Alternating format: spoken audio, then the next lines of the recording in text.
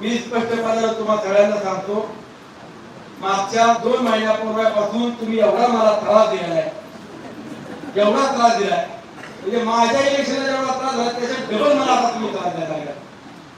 मी तुझं काम केलंय, आम्ही रात्रंदिवस पळालोय, मग मी पुढे कमी पडलोय, पण मला उमेदवारी मिळालीच पाहिजे.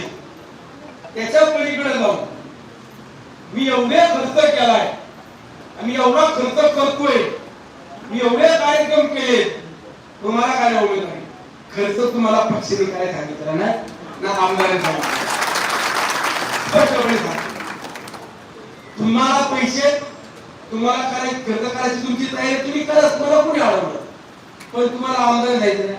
आणि जेवढे इच्छुक आहेत त्या इच्छुकांपैकी मी पोटोबाला म्हणून सांगतो, एका इच्छुकाला मी सांगितलेलं नाही की तू तयारीला